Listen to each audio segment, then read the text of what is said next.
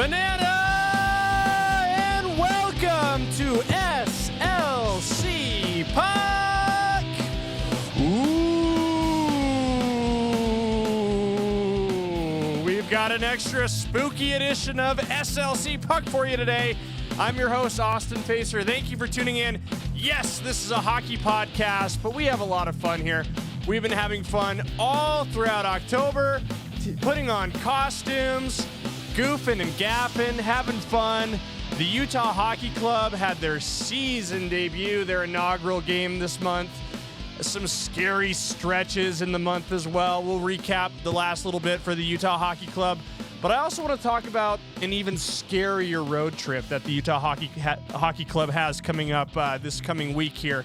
We just saw the boys, the Clubbers, I think we'll call them, win over the Calgary Flames last night by a score of 5-1. I usually do episodes on Wednesdays, but yesterday's game was a Wednesday, wouldn't you know it? So here we are on Thursday, and I'm excited to be with you. I'm psyched to be here on Hallows Eve, having a good deal of fun with you guys. And if you like the show, you want to support it, you want to do the right thing, like, comment, subscribe, all that good stuff. But if you'd also like to support the show in an outward way, and I know you guys have just spent a fair amount of money on costumes and whatnot, but, take your money over here now. Go over to slcpuck.shop. Get yourself some light outerwear. It's getting a little crisp outside, so it's hoodie and sweatshirt weather. I got a beanie here for you as well. Great way to support the show. If you want to make a donation too after you make your purchase, very much appreciated. I'll send you a little video thank you in exchange for your kindness. So thank you for that. And again, like, comment, subscribe where you find it. KSL.com, YouTube, Apple, Spotify, all that good stuff. We're happy you're with us here on SLC Puck. This is episode 53. And I think last we spoke was Sunday. And we had no idea the terror that was about to take place on Monday. Really scary game for the Utah Hockey Club. It wasn't scary until the very end, but it was sort of a horrific climax to the. We're gonna set up like a horror movie. It was just the end it had us on the edge of our seats, and it was not good. The ending was horrific. The Utah Hockey Club lost to the previously winless. That's right. They hadn't won yet. The San Jose Sharks on Monday. They blew a 4-1 lead that they had in the last 5 minutes. They let up 3 goals within a 2-minute stretch. 2 of them came off of faceoffs. In fact, I guess you could make the argument maybe all 3 did. But truly horrific. It was a tough loss. And if this is a Utah Hockey Club team that is going to be maybe a fringe playoff team this year coming down the stretch, this is one of those games like, gosh, they did pick up 1 point getting the loss in overtime, single point in the standings, but you feel like they left that extra point on the table with a loss in overtime to a very beatable San Jose team. So truly, truly, truly terrifying to see that.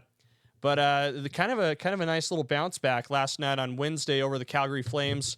And I was in the arena for that. That was a lot of fun to see them bounce back. You have to really appreciate the bounce back moments. This team showed a lot of mental resilience. Connor Ingram in particular had a really good night, but just to recap, the Utah Hockey Club beat the Flames 5-1. It was so terrifying to have that 4-1 lead. It wasn't until they got that 5-1 lead that you could really go, ooh, okay, all right, now I think we're safe. I think we'll be all right. But still, you were kind of on the edge of your seats. So that's what trauma will do for you, I guess. You lose one 4-1 game, the next 4-1 lead is going to feel a little less secure. But a really strong performance by the Utah Hockey Club on Wednesday. They scored their first ever power play goal at home, which I thought was kind of an interesting tidbit. But other strong performers that night, Mikhail Sergachev had a fantastic game. He picked up 3 points, 1 goal, 2 assists. We're really seeing the benefit of taking shots from the point there for the Utah Hockey Club. There was another great goal from the point in that game as well. We'll talk about that in just a second. But Clayton Keller picked up a power play goal. Power plays back from the dead. That was great to see. I believe they had 2 power play goals in that game. Connor Ingram, he also his game was reanimated, much like Frankenstein's monster. He had 30 saves in that game. He's seen a lot of rubber over the last couple games. Against the Sharks, he saw 46 shots, made 41, saves. Gosh, if only he had made 42, you know? It was so funny to watch the end of the San Jose game, and my sister pointed this out to me the other day. You know, if you listen to Sunday's episode, I talked about how important it was for Utah to hit the net. You know, you don't want the puck going over the top of the net and over the glass and into your neighbor's window, so to speak. I told a story about how I broke our neighbor's window when I was a teenager playing hockey in the backyard. But it was, you know, this for San Jose, having the puck go over the top of the net ended up being a good thing for them.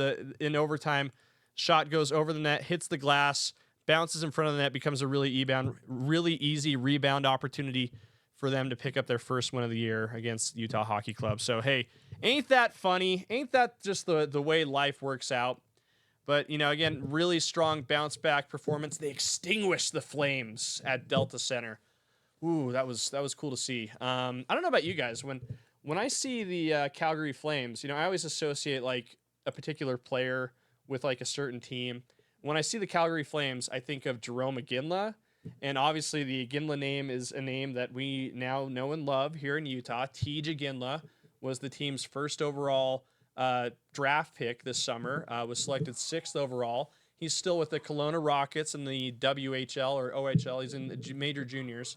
And we'll see him in a while, I guess. And they think maybe he'll be ready to go next year, maybe 2 years, playing really, really well at that level. I think he just had a hat trick for the Rockets the other night, so playing out of his mind. And I heard this. I thought it was kind of interesting. I think a big part of why he's doing so well is that he's living at his parents' house in Kelowna. They have a beautiful house up on the lake up there, which sounds really nice. I'd love to come by and visit the Iginlas. If they'll have me, I'd love to spend a weekend on the lake with Tej and Jarome Iginla. Doesn't that sound like a dream?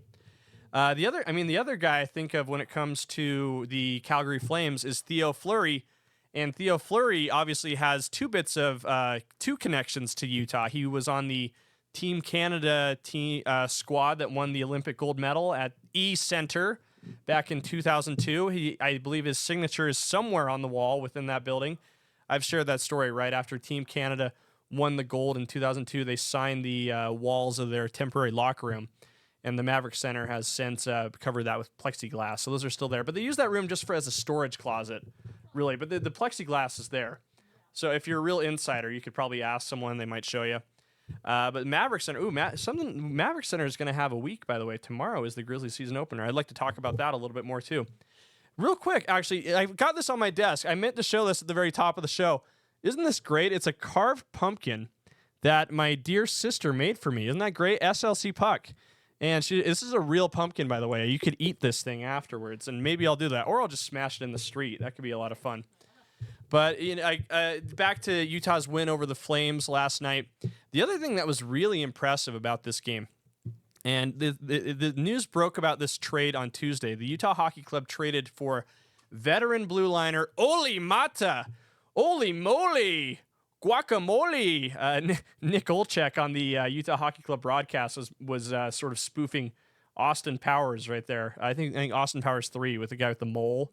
Like, mole, mole, mole, mole, mole, oli, mole, mole, mole, Oli Mata. Oli Mata had a fantastic game, though. He had a ton of ice time, which was really impressive because he was traded very late in the evening on Tuesday, was on the flight to Salt Lake, Wednesday morning. They quickly ran and grabbed his skates and got him on the flight to Salt Lake first thing Wednesday morning. He hit the ice with the Utah Hockey Club. I think he trailed only Mikhail Sergachev in terms of ice time for the Utah Hockey Club, had over 20 shifts in the game. So really impressive to just hop off the plane like that and provide like a really nice, stable presence for a Utah Hockey Club team that has sorely needed that. I'll say that, they're still dealing with major injuries to Sean Dursey, John Marino. It's going to be quite a while before we see those guys. As I phrased it, there'll be a few dog years before they get back to the Utah Hockey Club. So it was a good deal made by my man crush, General Manager Bill Armstrong, or GMBA, only furthering the cult of GMBA sort of legacy he's building. And again, this guy is an amazing deal maker. If you listen to the the Clean Hits podcast, those guys do an unbelievable job breaking down who Bill Armstrong is and why he's such a potent force in the general manager game. The guy is really good at making very savvy trades. and he grabs Oli Mata, a guy who's won 2 Stanley Cups. That does a lot for your locker room. You add a guy with 2 Stanley Cups into the mix. So now the Utah Hockey Club has 8 total cups in their locker room. But they managed to secure him for just a 3rd-round pick, which they sent over to Detroit, again, late Tuesday night. And for the victory on Wednesday, you could say it was worth it already.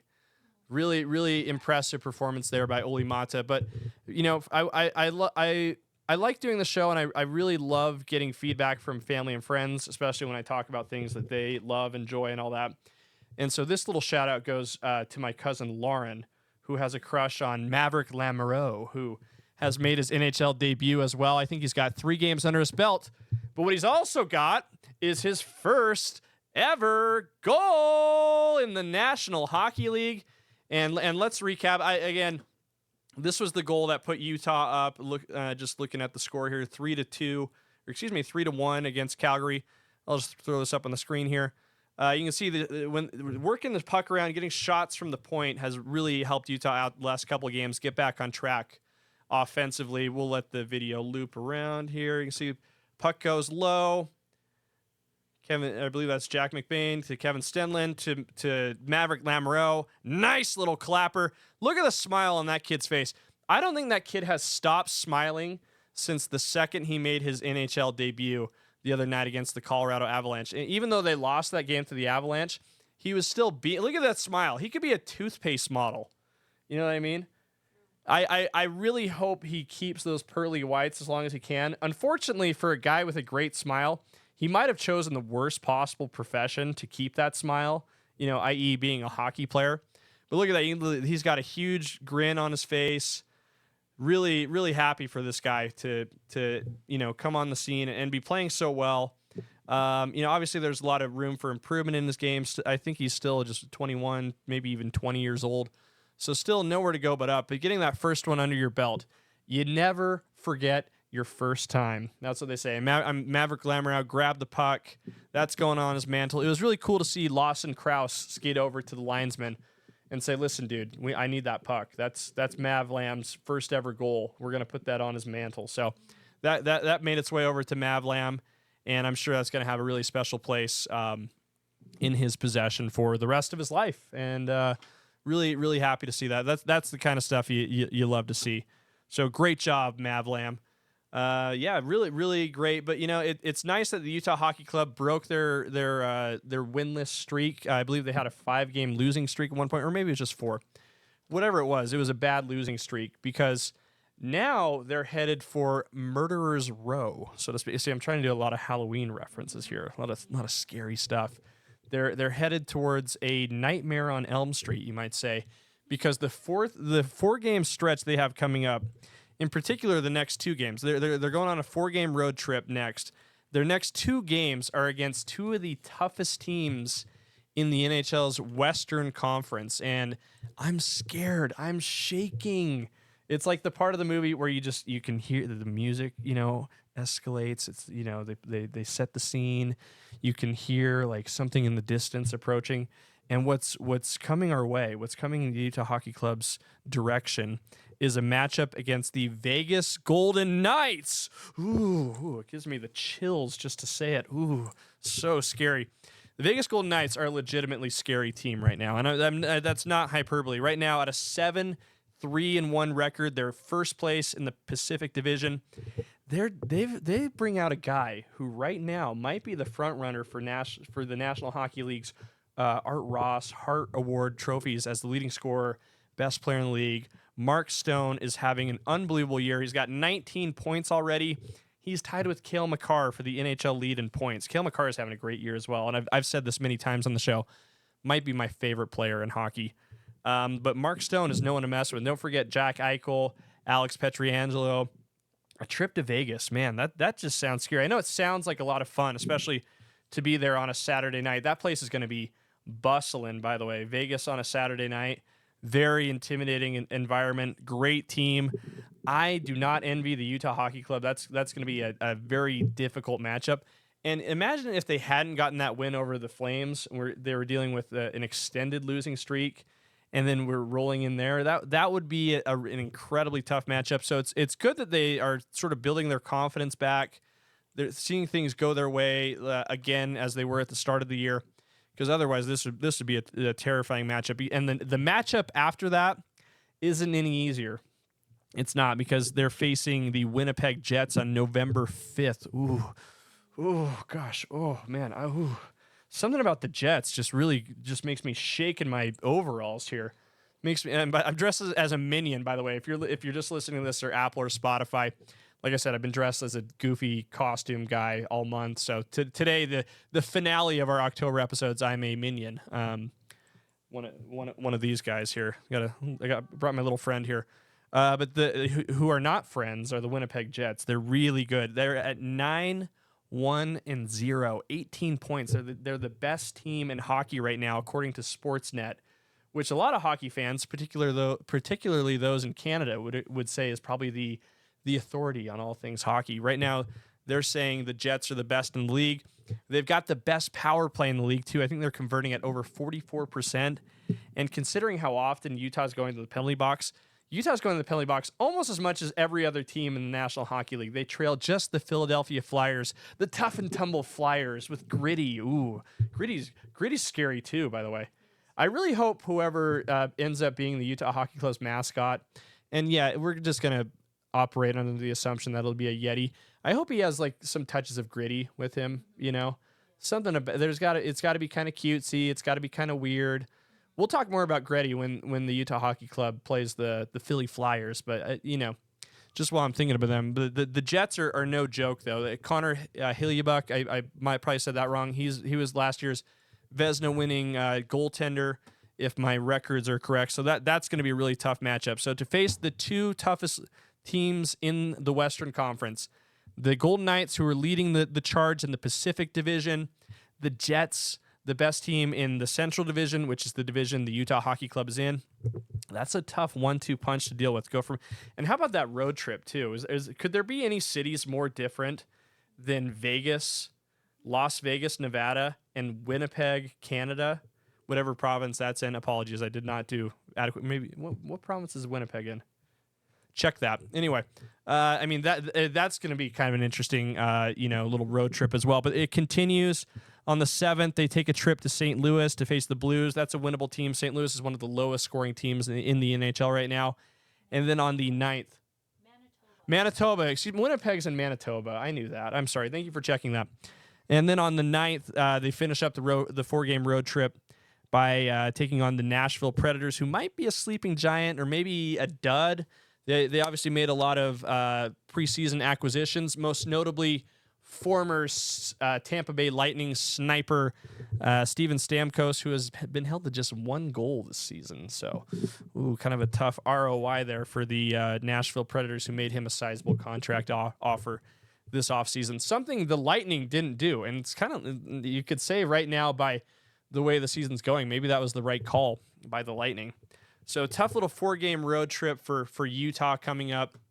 But when they get back here on the 13th, I believe, and they're playing, let me just pull up the schedule here.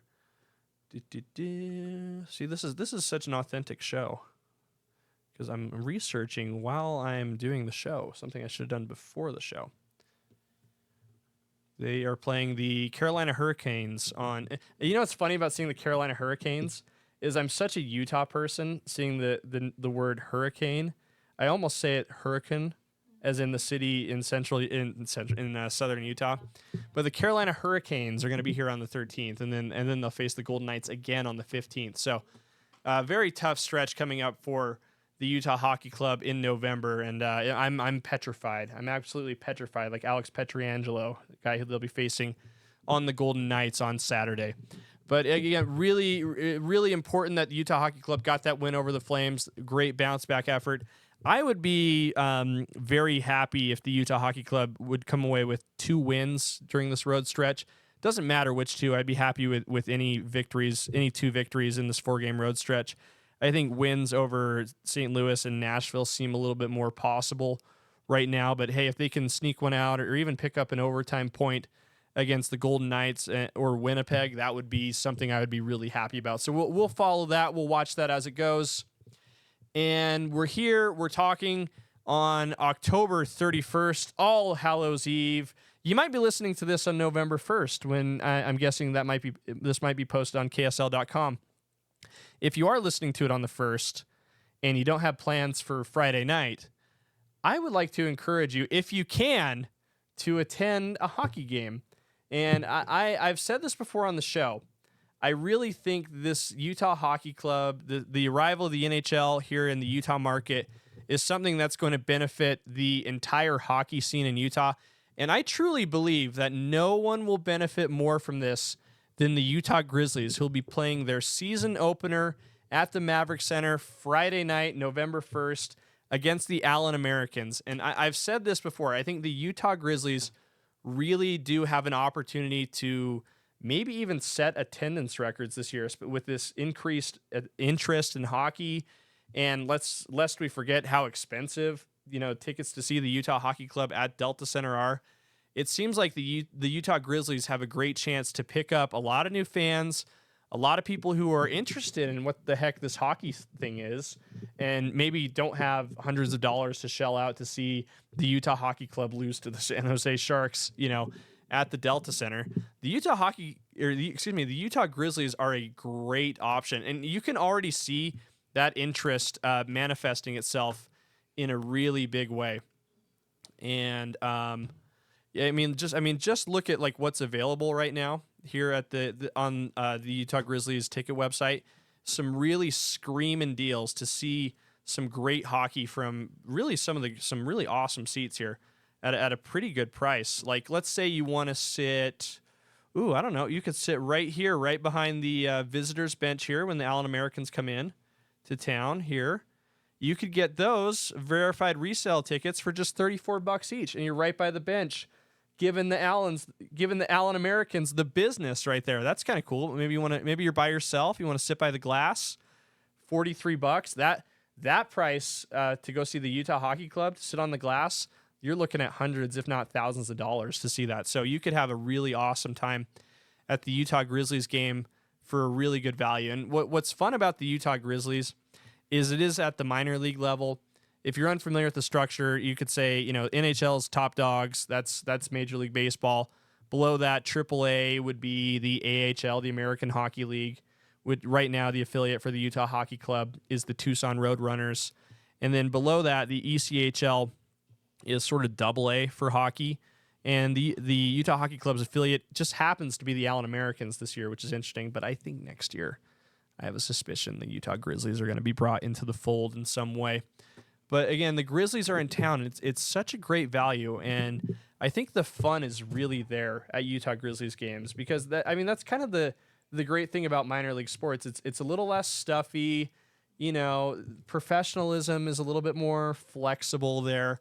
Obviously the home opener, not a ton of promotions, but I think they'll make that a lot of fun. But the next night on Saturday is Dia de los Muertos y Mamma Mia, that's not Spanish, ese es español. Me gusta mucho estos jerseys. Me gusta estos jerseys que los Utah Grizzlies van a ponerles. My Spanish is a little bit rusty, sorry. I used to speak really good Spanish. But me gusta mucho estos jerseys. Quiero vestir uno de estos algún día. Tal vez durante este podcast puedo ponérmelo uno de estos. Entonces, los Grizzlies, envíame uno de estos jerseys. What I'm saying is send me one of these jerseys, Grizzlies. I would love to wear this. The Sugar Skull just always looks so good on hockey jerseys. And I love the helmet there. So this is a specialty jersey for Dia de los Muertos. They're going to sell these game-worn jerseys on Dash, whatever that platform is. Probably, I think, some sort of auction website. But again, if you are interested in hockey, if you're just getting into it, you maybe are not too excited about shelling out a decent chunk of change to see the Utah Hockey Club. I've said this from the beginning. The Utah Grizzlies are a great option. The level of hockey is still really good. Again, it is comparable to the drop from Major League Baseball to AA. That's essentially the same drop that you're looking at. But again, if you want to learn the rules of the game, you want to experience, the 3 periods, see some guy driving a Zamboni, see good old Grisby, our good friend Grisby here and all that.